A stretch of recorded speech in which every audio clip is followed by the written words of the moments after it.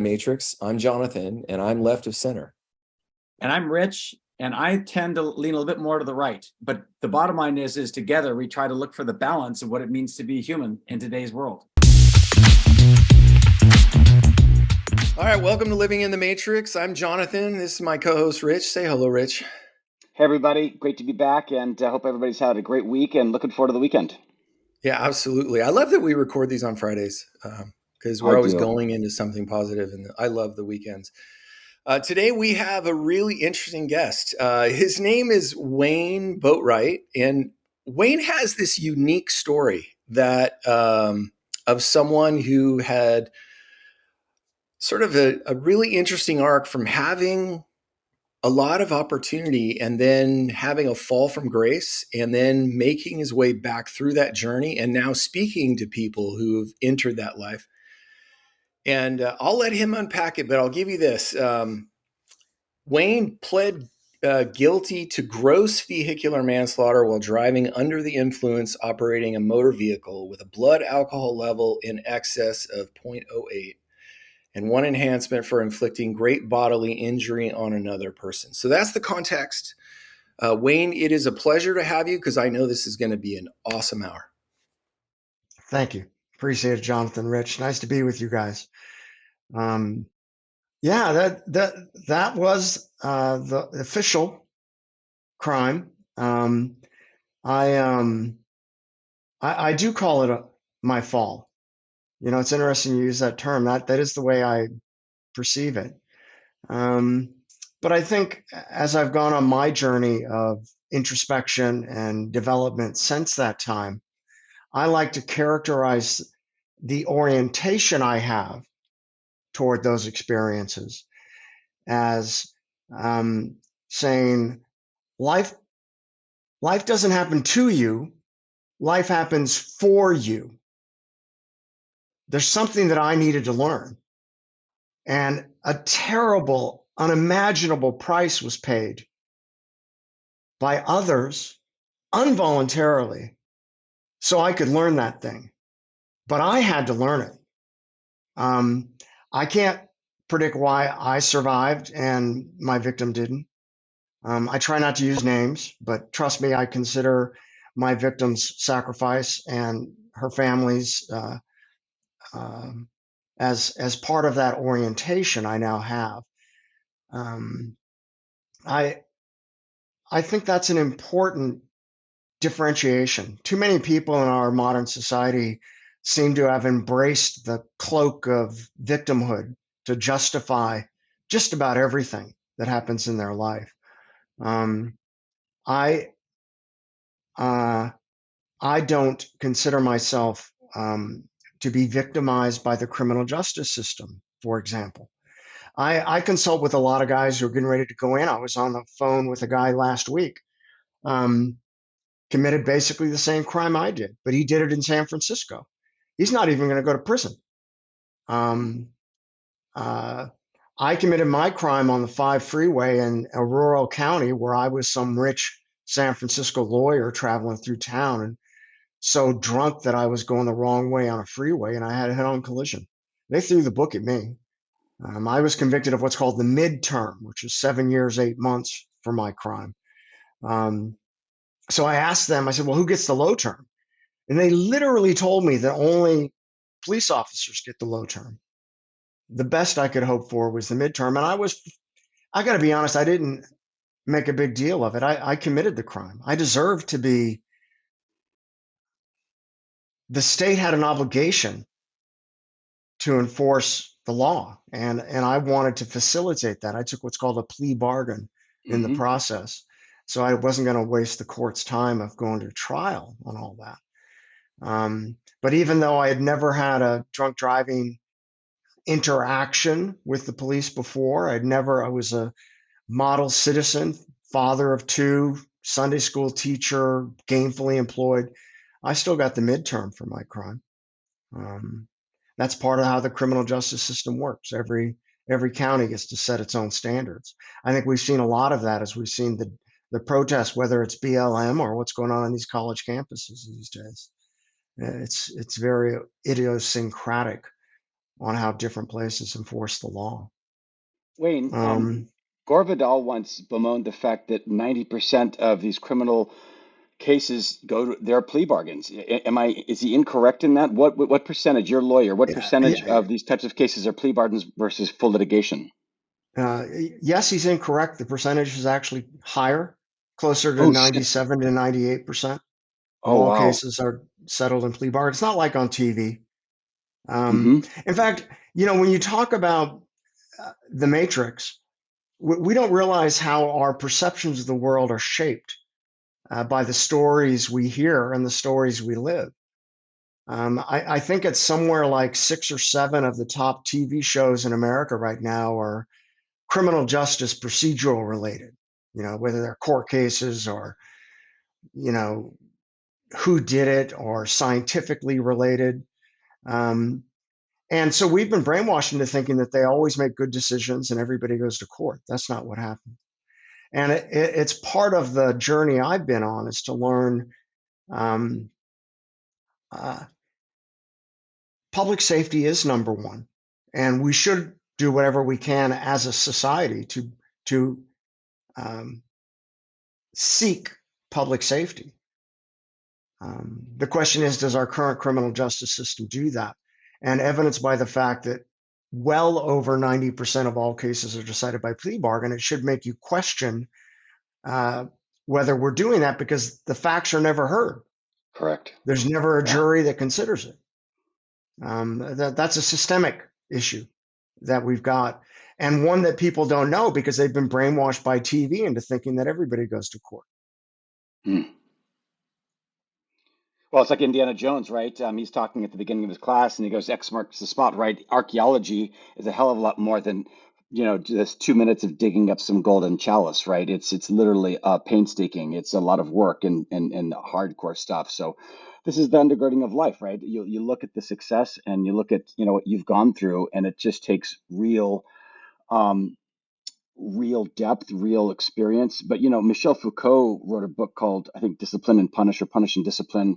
He's a French philosopher, and he was talking about how the type of things that we have today, the modern day prison, and in some cases, like the sanitarium, this is actually much more terrible and dehumanizing than getting just ripped to pieces, by attempting to kill a king in the ancient, in the Middle Ages, right? The idea of this systemic, it's dehumanizing, right? So, I mean, that's what people don't realize is that how insidious it is, right? Yes, and I didn't realize it. I didn't know anybody who'd gone to prison before I committed my crime, and I would assume virtually everybody in my social or business circle as well didn't know anybody who had committed a crime or gone to prison. I think what people um, don't realize or don't focus on, separating you from society is the punishment. Now, to heap on top of that the institutionalization process that currently exists is like kicking somebody when they're down. This is not to say we should decriminalize everything and let everybody go free. I live in San Francisco. It's insane in San Francisco now. Shoplifting, breaking into cars to steal stuff. It's insane because they don't enforce the laws. I'm not saying don't enforce the law, but the punishment is supposed to be removing you from society, when in reality, that's just the first step of the punishment that you experience in our criminal justice system. And unfortunately, I'm going to get into a little more details for you guys. We actually have 3 separate criminal justice systems. You have the local jail system, so that could be a county or city jail. Then you have a state criminal system, and then you have a federal criminal system. They're all independent of each other. They all operate with different rules, all have different ways of doing things. And so it's difficult to try to generalize. But I think it'd be fair to say that all 3 of those systems have a systemic fault in that the punishment is supposed to be removing you from society, but the real punishment is what they subject you to inside, or what they allow you to be subjected to when you're inside. Prison is kind of like the savannah. Everybody's either predator or prey. And you better hope you're not prey, or you're going to get really have a really painful experience. And that reality shouldn't be there, but it is. Did you go to San Quentin? Yeah, so That didn't make any I was sense. in I mean, San Quentin that's a virtually very the whole time I violent. was there, and it's Yeah. one of the most famous prisons in in the United States, and with good reason. The death row inmates of California are held at San Quentin, even though we don't execute anybody anymore. But also, the prison is full of a lot of it's full of murderers, Okay. but ones that have been inside so long that they had. There's a point system based on the length of the type of conviction and the length of your conviction. So, for example, I took a life, so I was called a hard 19. So the minimum number of points I could have was 19, but other guys could be as high as 40. And if you're 40, you're at a level 4 prison, and then as you decrease, you go to a level 3, and then you go to a level 2. So my prison was at a level 2, not because of the crime these guys had committed, but because they had basically behaved themselves while in prison enough that their points would go down. If you commit another crime in prison, your points go back up, for example. So that's the way the system worked. And I heard many more of their stories than you might think for two reasons. First of all, San Quentin is kind of like the Silicon Valley of criminal justice reform in California. It has a myriad of different nonprofit groups and activist community that come in and try to prepare these guys for coming back to society, to deal with many of the problems and issues that they've got. And when I say it, I am confident that San Quentin has more of these, let's call them self-help groups or realization groups, than the other 30 prisons in the California system combined. So many so that Governor Newsom recently decided to recast San Quentin as a rehabilitation center rather than just a level 2 prison. So they're going to try to spread a lot of these concepts to other prisons if they can find a way to scale it.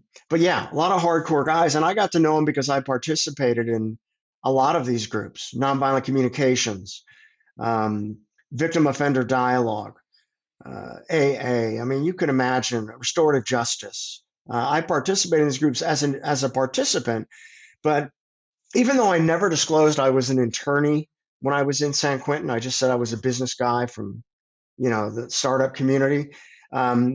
My talent was recognized, and they asked me to be the managing editor of the San Quentin News, which is a prison-run newspaper run by the incarcerated for their community. It publishes 40 to 60 articles a month about criminal justice in California and beyond, and what restorative justice principles are possible and what people are trying to do with their lives in prison. So as the managing editor, I got to help direct a lot of the reporting that we did. And so I found out about a lot more of these groups and about the work that they're doing. So yeah, I went to San Quentin, and I count myself lucky to have gone to San Quentin. I didn't go to San Quentin for those reasons, however. I went to San Quentin because my children were 5 and 7 when I committed my crime, and they were 6 and 8 when I turned myself in to go serve my sentence. And I wanted to be at the prison that was closest to my children because their mother and my wife had committed to bringing them to visit me. And I knew that Wow. was essential for their mental health, to see their dad, to spend time with their dad, to know their dad was okay. And all that stuff they hear on TV and everything else wasn't happening to him. And even though, so, when you characterize what you do, the fall is what it was for the outsiders. The way I look at it is I burned down my psychic delusion house with my crime. That psychic delusion house was made up of the cultural standards, the religion, the education, my personal experience. All of those things built this psychic delusion house I was living in. And I burned it down with two things, basically, with my crime and then with the mother of my two children less than 6 months into my sentence telling me she wanted a divorce. That burned down what was left of my psychic delusion house after realizing I had taken a life with the Um, the way I like to characterize it, there's a selfishness, there's an arrogance that comes with basically any crime. And that's just as true with alcohol and drunk driving as anything else.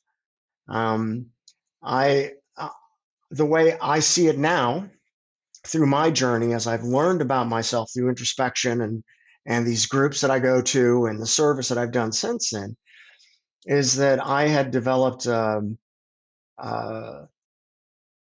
a defense mechanism to protect my psyche, let's call it. And that defense mechanism engendered a sense of pride. And that sense of pride, when I couldn't solve all my problems with the way I had taught myself to live, the coping mechanism I sought out was alcohol to deal with the pressures I was facing and the challenges I was facing because I couldn't face them. But the pride was so strong, I couldn't ask for help.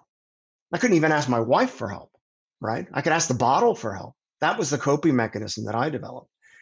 And I was so proudful that I couldn't ask for help that I thought I could drive while I was drunk. There's no rational part of that. But that's what I told myself. That was the story. Those were the givens that I was operating under. And that resulted in the loss of a life. I mean, I took this woman's life with my crime. Wayne, I want to slow things down at that moment.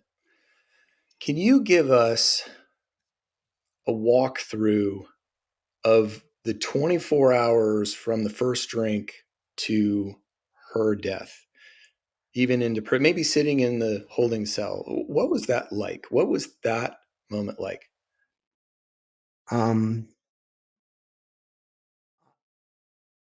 I'm happy to do it because you've asked. I'm afraid if I do it, it might be perceived as an excuse or a justification. So I'm telling Say you so. that now in case we need to cut this out. No, Right. just say. Um, Wayne, let me say so this. You come across as very believable because you're very humble. So I wouldn't worry too much about that. I got the same feeling. Yeah. Thank you. We know you're here for good reasons. Thank you. Yeah. Regardless of what happened in those 24 hours, the reality is, I think addiction is misdefined. Alcoholism as probably the largest addiction, right? The most common addiction Of is course. misdefined. An addiction is a coping mechanism that it makes part of you feel safe. It makes part of you feel good, whatever that addiction is. And it could be sex, it could be gambling, it could be working and earning a lot of money. And in my case, it was alcohol. And that coping mechanism, unfortunately, becomes the focus when we should be focusing on the underlying issue that drove you to choose that as your coping mechanism. So all this talk of it's a disease or, these other things, I don't think that hits in the center of what the real issue is. But if you can Well, characterize it as a let me coping say mechanism, something. then you have a chance to actually deal with Wayne, let me say something the whole there. problem. Neuroscience is validating that it is a disease, but it's not something we can't recover from. It is neurological, Sure. but it still is a disease. I just want to clarify that. It Alan, doesn't start yeah, there. Alan It Carr would doesn't. disagree. Yeah. Well, so what they're discovering now, I'm reading a book on emotions, and she's breaking down how we construct thoughts, feelings, and emotions. And it's all constructed 100%. So it is our responsibility to be responsible for whatever That's we right. do, because we construct the emotion that drives the whole process. So, but it's okay to still call it a disease because that's what it does to the body. That's because it's a stress that creates inflammation that causes disease, and it becomes chronic because you don't know how to Yeah. face it. The And it becomes delusion addictive. is You need it, right? Yeah, yeah, absolutely. But that isn't where yeah. it starts, and that isn't how you solve it. I think just focus. So, I danced to the 12 step for a while. I did AA for a while, and I think it's a great group that's helped a lot of people, and I cheer them on. It wasn't for me. because I believe its eternal focus on alcohol and alcoholism isn't healthy. At least it wasn't healthy for me. Oh, I agree with Um, that. You're always the alcoholic. 25 years later, you haven't had a drink, you still call yourself an alcoholic. I think I agree with that. that's a Yeah, terrible framework. it works for people. And so I'm not going to Yeah, tell them not to do it. It didn't work right. for me. We agree Um, in that and regard. this goes Yeah. back to that concept of a coping mechanism versus the underlying problem. So um, I'm going to tell you about the last 24 hours, but I got to set it up. So forgive me. Um, so I was raised by a single mother in rent control housing on food stamps, government assistance all the way. Shared a bedroom with my special needs brother. Um, uh, and, and as a defense mechanism, told myself I had to be better, faster, stronger, or I was going to end up like them. And that defense mechanism worked really well for me. I got a job at 15 and a half, not 16 when you're legally able to. I worked all through high school, at least 20 hours a week. My senior year of high school, I was only going to class 2 periods and I was doing work study the rest of the day. Better, faster, stronger worked for me. Bought my family's first car, bought my family's first TV. Literally, my family's first TV. We didn't have a TV when I was a kid. Um, and so, but the danger of having this defense mechanism of better, faster, stronger is it engenders a sense of pride, right? I had the sense of pride. And that pride suited me really well um, until it didn't. And when it couldn't address the challenges I was facing, I turned to alcohol to reduce my anxiety, to reduce the pain that I was experiencing. Um, is alcohol a solution? Never, but it is a coping mechanism. And it's one that I used more and more. So in my case, I was a functional alcoholic at the time, let's say it that way, had a job, Sunday school teacher, church, all this stuff, but I was drinking daily by that time. And what pushed me over the edge to my crime was about 6 months before my crime. My mother had a severe fall. She fell down a flight of stairs, 2 flights of stairs, broke her hip. And so she was in a hospice process. So every like 3 weeks, I was driving from San Francisco to LA, which is a long ass drive if you've got any idea of how big California is. And trying to deal with the challenges my mom was facing. But my sense of pride meant I couldn't ask anybody for help, not even my wife for help. I had to deal with this problem. They were my mother and my brother. And in the day before my crime, I had finally got my mother and brother admitted to an assisted living facility that would take both of them, which was a big challenge because my brother wasn't old enough to go into one, and deal with my mother's health issues and her being on hospice. And on the day of the crime, I got them admitted to this facility, and then I gave myself the task of cleaning up their apartment that needed to be rented out to somebody else because they were gone. But my mother and brother were hoarders, if you know what I mean. I mean, there were 10 years of TV guides, for heaven's sakes. I mean, and there was cockroaches and there was all kinds of stuff. And I thought it was smart to drink Red Bull vodkas while I was cleaning out their apartment. That's how far gone I was. I thought that was a smart move. But I didn't stop drinking after I cleaned out their apartment. I kept drinking even when I was driving back to San Francisco. That's how arrogant I was, that I thought I could drink and drive intoxicated to the level I was. Now, I don't remember the crime itself. I do remember driving. I remember stopping at a rest area, going to the bathroom, refilling my drink before I got on the road. But I don't know how much longer I was on the road before I committed my crime. But I was so far gone that I was going the wrong way on the 5 freeway, and I had a head-on collision. And that's hard. I That's mean, how you've got to bad go I was across going. grass, right? Were you like in between, let's say, I, Bakersfield and San Francisco? Because there's this. I, You, I don't know it, if I went across the grass or if I just went on the wrong way on the on-ramp. I don't oh, I got don't it. have a Okay, recollection got it. of that. I woke up in the hospital with 2 highway patrol officers telling me that I had taken a life and what's the committed a last crime. thing you remember? I think choosing music Yeah. for the Like drive. at the beginning of the drive. So was it, because No, that happens when you it was experience somewhere an in the impact. drive. Yeah. Um, but uh,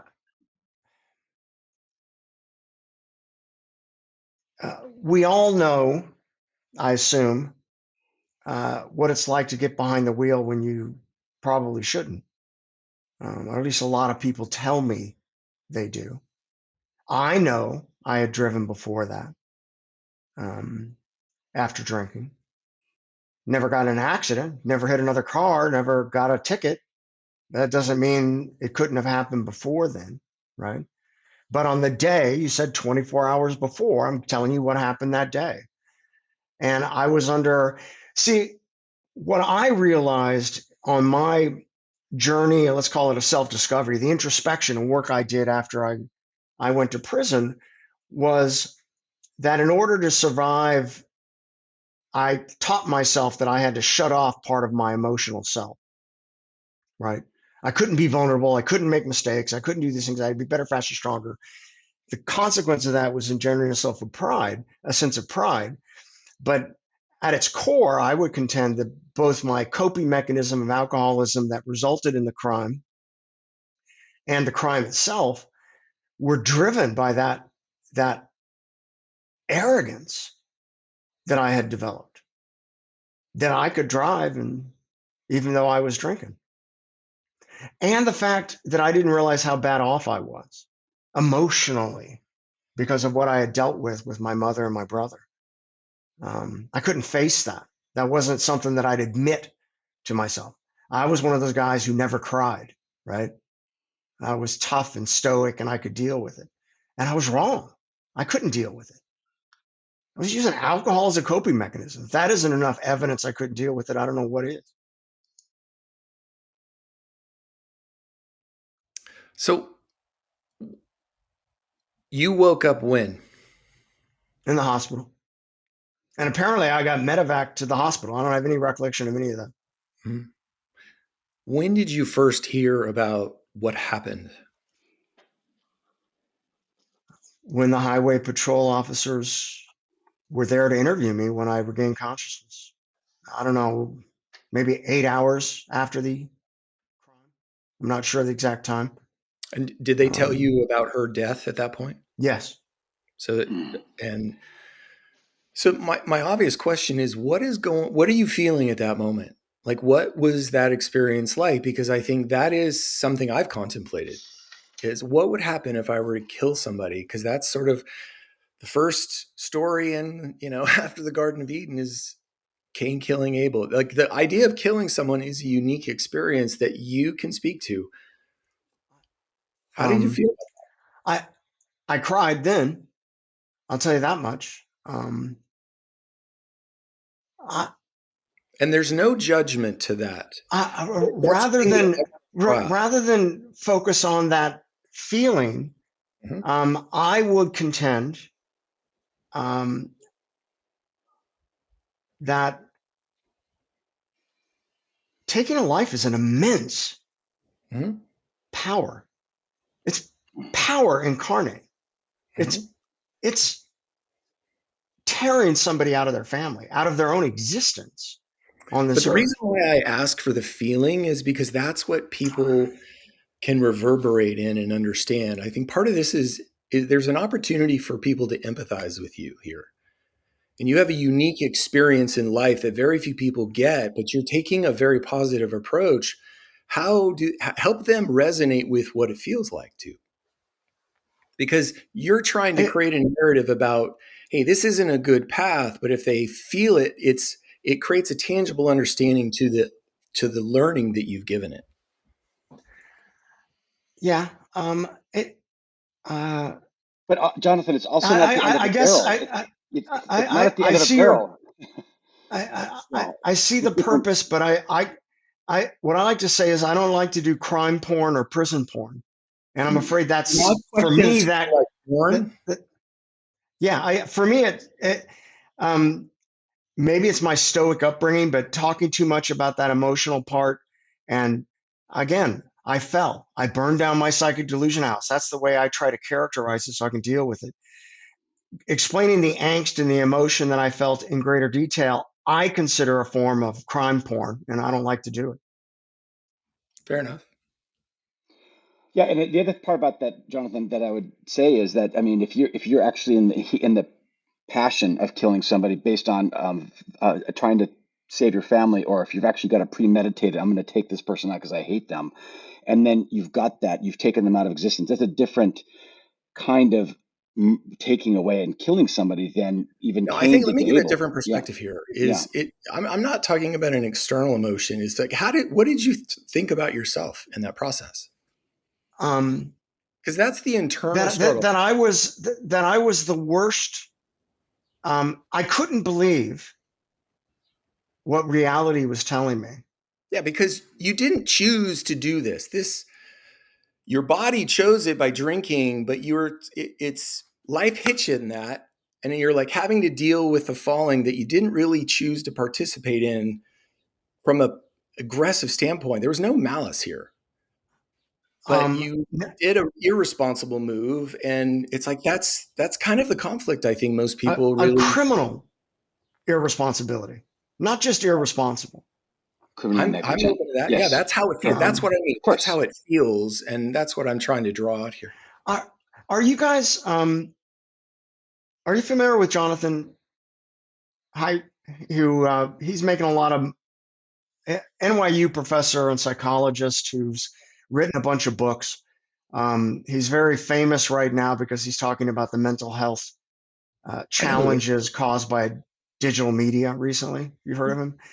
Yeah. I love a concept he came up with in one of his older books where he was looking at parables and trying to figure out how they relate to the modern world. And he called it the elephant and the rider. And that our existence was, in essence, that visual. The elephant is your brain body existence, and the rider is the emergent consciousness that sits on top of that, that comes out from the development of our frontal cortex and everything else. That's the rider. And I think, well, too often in life, we think the rider controls the elephant. And we rationalize our actions by saying we chose it as the rider. But the reality is the elephant, more often than not, does what it wants to do. So in my case, my elephant, driven by my addiction, wanted to keep drinking. But my rider told myself that I had to get back to San Francisco because I had stuff to do. And the elephant convinced that rider that I could drive safely. Or another way of characterizing it is different facets of ourselves, right? Part of me was hurting so much because of what I was dealing with my family that I selfishly thought that what I wanted to do was more important. And I was so prideful that I couldn't call a friend and say, hey, could you drive me back, or could you get me on an airplane because I'm too drunk to drive, right? I was so proudful. I developed that sense of pride over so much time that I didn't even think to ask for help. I had to find a way to do it. I was going to do it. Yeah. So, I mean, that's kind of what was going through my mind before the crime. After the crime, is when you realize that persona you've developed, that house that you live in, is bullshit. It doesn't satisfy what you need. I burned it down. And that's what it felt like. It felt like I was inside a house burning down. All of the things you could imagine from that was what your psyche goes through when you realize you are the evil one. You are the bad person. You're the black hat, not the white hat. That's not an easy thing to face. It's not an easy thing to hear. And most of us try to find a way around. We rationalize that in some way. I'm not going to blame my addiction for causing it. I drove and I committed the crime, right? And that's why I get fearful when people talk about alcoholism as a disease, because I think it's used to justify something that can't be justified. I can't justify what I did. And I'm not going to try. But the power it represents, the power of taking a life, that gave me the power to want to find out how I could be that person, why I did that, and what I had to do to make sure that would never happen again. Because that was my goal. I had to make sure that I wouldn't do that again. For two reasons. Not just for my victim, to be honest. Even though that recognizing that responsibility gave me the energy to actually do the work, to explore my psyche and my beliefs and my memories and figure out how I could be that person. But I also had two young kids, and I had to be a role model for them. What do you do when you do something horrific? How do you serve sentence as society demands, honorably, and to the best of your ability, and learn from your mistakes? That was just as important to me on my journey, and why I took a bunch of these self-help groups, and why I read all the books that I read and did all the work that I did when I was in San Quentin, because I had to learn how I could be that person and what I had to do to make sure I wouldn't continue to be that person in the future, that I wouldn't commit this crime again. I've been home for 5 years, for example. I take my sobriety very seriously. I've worked at a fine dining restaurant. I've worked at a catering company. I have access to alcohol on a daily basis for free if I wanted it.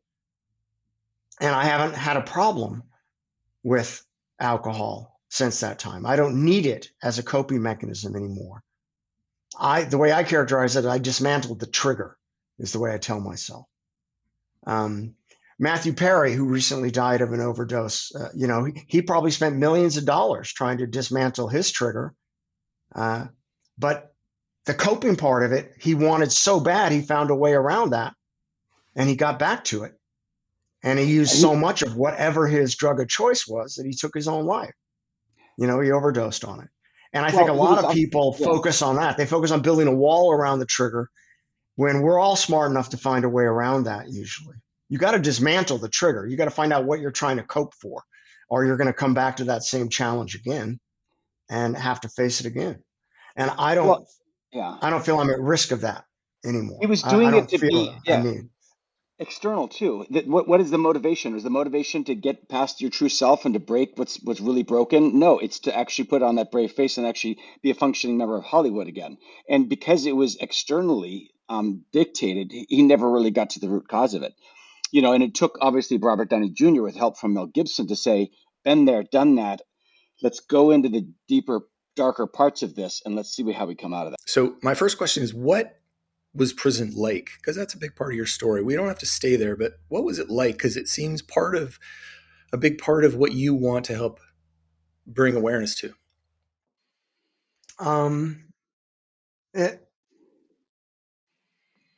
Everything you see about prison, the violence, the crime, the interactions between the custody and the incarcerated, all that stuff, it's all true, but it's not all condensed into one day or one TV show, right? So were other inmates murdered while I was in San Quentin? Yes. Did other inmates die of overdoses because somebody had smuggled drugs into them? Yes. Was there sexual abuse by inmates on other inmates? Yes. I wrote a piece on suicide because this little effeminate guy was getting raped regularly in prison. So yeah, that happens. But it doesn't happen nearly as often as people think it does. So prison is an awful place that I hope nobody has to experience in its current form. I think many people need to be taken off the streets for public safety. I just don't know if prison's the right way to do that in the way it's currently constituted. There's a real adversarial relationship that goes on there. A lot of guys are stuck in that street mindset. That's who they are. They don't want to change. They still want to hustle. They still want to use violence to solve problems and all the stuff that they got issues with. And if they can't get beyond that, maybe the best thing for them is to be removed from society in some form. It might not be the prison system is the best way to do that. Tell us about some of the things that you did, the support groups and the rate of recidivism is terrible, right? You're obviously an anomaly in terms of I don't anticipate you being incarcerated anytime soon, if ever again. Neither do That's I, just by the way. Neither that's do just I. a I'm wild confident. wild guess there. Yeah. So first of all, tell us about some of these success stories. I mean, I've heard of transcendental meditation where people are getting together. You're talking, gang members who would kill each other on the streets who are meditating together, right? I've heard great stories like that. I'm sure you've got other stories. And do you have any hope for a change in a mindfulness or a consciousness that could help this situation moving forward?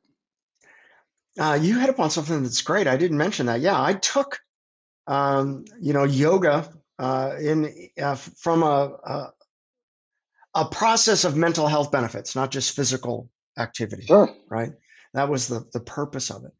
Um, uh, I think the best way to characterize this, if I were to recommend a book for people to read, um, if you want to read a book about addiction, it would be Gabor Mate's writings. He's a Canadian doctor, very famous. Mate is his last name, but Gabor Mate's got some great stuff on what addiction is and what it isn't and how to deal with it.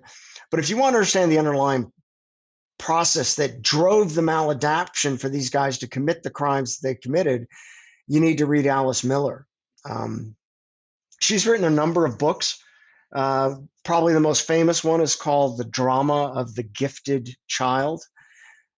She wrote it in German, so gifted doesn't mean what it means in English. So she's not talking about a kid with 140 IQ. She's talking about all children. But the drama of the child is an important understanding of why many of these guys shut off part of their emotional self. I mean, how else could you explain the crimes that they did? If they had any ounce of empathy, which we are all born with, Humanity. Right. we all are born with it, they had shut that part of themselves off. And I would contend they did it as a defense mechanism based on their experiences.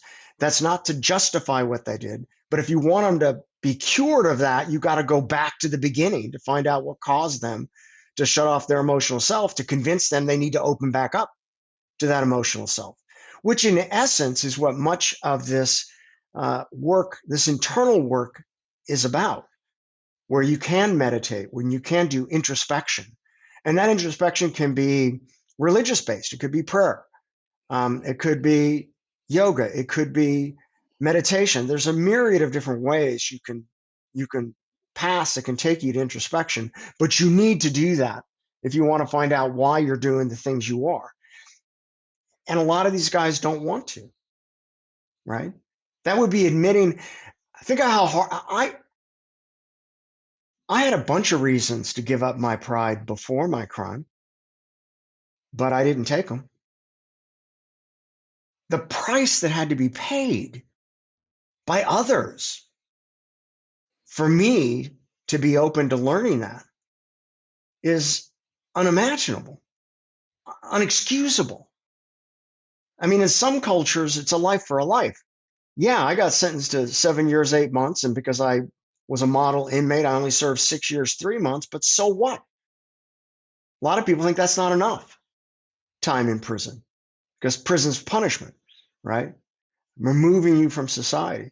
But I had to learn how I could be that person. And so introspection was an integral part. So Alice Miller, Gabor Mate are great. The conceptual frame that I think people could benefit the most from is to learn what's called nonviolent communications. And nonviolent communications at its core is for you to accept responsibility for your emotional reaction. And let me give you an example of that. Jonathan, I could have made you angry by telling you that I didn't want to talk about what I call crime porn, right? That could have been a natural response for you. And of course not. But I understand what you're saying. Because you're an adult. But it could have, right? But in reality, there's nothing I can do that can make you angry. You let yourself be angry. I let myself be angry. Somebody else may have done something, but it's my response that I have to be responsible for. And so nonviolent communications helps you learn that process. And it's wonderful at at helping you develop the vocabulary to explain your emotional self, either to yourself or to others. When I was in prison, um, I think the greatest gift I got while I was in prison wasn't necessarily all the work I did or the groups I participated in. It was a gift from my ex-wife. Even though we were, divorced a few months into my sentence, she honored her commitment and brought my children to visit me Oh, thank throughout God. my incarceration. She honored that. And that was Huge. essential for me, for my well-being, for my mental health. But I think it also was important for the kids to have that. And she honored that commitment. I will always be grateful to her for that. I'll still call her ex, don't get me wrong, but I'll always be grateful for her bringing my children to visit me. But there was an 18-month stretch where my son wouldn't come. And he had transferred to a different school. And his classmates found out his dad was a felon and in prison. And they made fun of him and they belittled him. And how would a young boy of 10 or 11 understand those emotions? Well, he thought he was angry. That's the way he characterized it. That's kind of a generic term. And nonviolent communications teaches you how to use words like shame. He felt ashamed. Or I felt guilty for what I did, not hurt for what I did, right? It uses a lot of great vocabulary. So I would recommend anybody look up nonviolent communications and find a way to practice a better understanding of your emotional self, which is very difficult to do if you don't do the introspection, which can be driven by mindfulness training. The best mindfulness training I found is an app by Sam Harris called Waking Up. Waking Up is a great app. It does a lot of good work. It's non-denominational. He's not trying to convince you to become a Buddhist or any religious connotation, but he's trying to help you do this work of introspection and self-awareness in a very healthy way. And by the way, for your guys, if you can't afford the app, it is a for money app. It doesn't matter. Sam Harris is committed to anybody who asks to have the app for free, he will give it to them. So you have no excuse to not try to go down this road of self-discovery and introspection. And there's a great tool for people. Waking Up is the name of the app, and I'd recommend it to anybody. I find it a very effective tool. Well, what's interesting about that is obviously he's one of the four horsemen of the atheist apocalypse, right? So we both came from an evangelical background. You've got Daniel Dennett, the philosopher, Sam Harris. You Sure. got Hitchens and Dawkins. But one of the things that we're starting to realize, and I think this is going to be something that as our consciousness evolves, God willing, we'll actually see that it actually doesn't matter if it's prayer or if it's secular meditation, because they're all tapping into the same thing. That unified field, that underlying part of our consciousness, that is the self, the Atman, you would find in the Bhagavad Gita, right? These things are all coming together. This shit's been going on for millennia, and we're just trying to put a new word on it. And that would be, this is the hope, Jonathan and I have, is if we lead with love, if we're trying to reduce the dichotomy and get behind the root causes of these things. Just like the idea of drinking. It's so much deeper than the addiction to alcohol or the taste. There's so much more going on. And so when you drive deeper, this is where an atheist and a believer can get together, because they're still tapping into the same thing. One just calls it something else and they're getting power from it. This person's getting power from it too, because it is that amazing part of ourself where we're tapping into the collective, right? This is where things can really happen. That's what we're hoping for. Yeah, and I really commend you guys for that. I do a weekly Bible study. Still a member of my Presbyterian church that I was before I went to prison. They've welcomed me back into their community As as they a should. full member. And so we do a weekly men's Bible study, because I've also found that when you talk about formats, I find a small group format is the most effective tool to get people to actually grow and learn. I also do a business men's group called New Canaan Society, which is faith focused, but business related. I love New Canaan Society. We have what's called an energy group. We have a small group of us that meet every 2 weeks and have a chance to to be vulnerable, to be open, to ask questions, and to hear stories. And I find that all of us have blind spots. The way I like to characterize a blind spot is I got to go to the left, but I'm so afraid of left-hand turns that I make 3 right-hand turns to get going the way I want to go, right? But it gets to such a common state, you don't even recognize it's possible to turn left. You think it's only possible to turn right. It's inefficient, it's ineffective. We've all got blind spots like that. And the advantage of the small group format is you can see other people. Nobody can see their own blind spot, but other people can always see yours. They can't really tell you about it, to be honest. It doesn't work to point out somebody's blind spot. They got to figure it out on their own. But I find the small group format is the best way to find out your own blind spots, because as you recognize them and the other members of the group, you'll start asking yourself, gosh, I wonder what mine are. But they've already told you in different ways, and you'll figure it out and go, oh, yeah, that is a blind spot of mine. So I'll give you an example of how that manifests itself across life. I was raised by a single mother and a grandmother. Men were bad. They abandon you, they beat you, they become alcoholics. They're just bad. I could never have a mentor. I was a lawyer by profession. I could never have an older lawyer as a mentor in my career because I didn't trust men. I didn't realize I didn't trust men, but introspection, looking back, I never had a mentor throughout my life. And I found out why. It doesn't mean I can have a mentor now. I'm not that great at it. At least I accept authors and other people where I can learn from deep people. But I've never developed a trust for older men. And I know that's the source of it, right?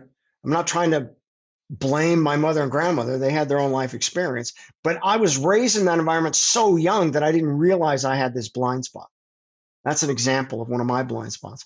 I would contend my daughter has a similar version of that right now.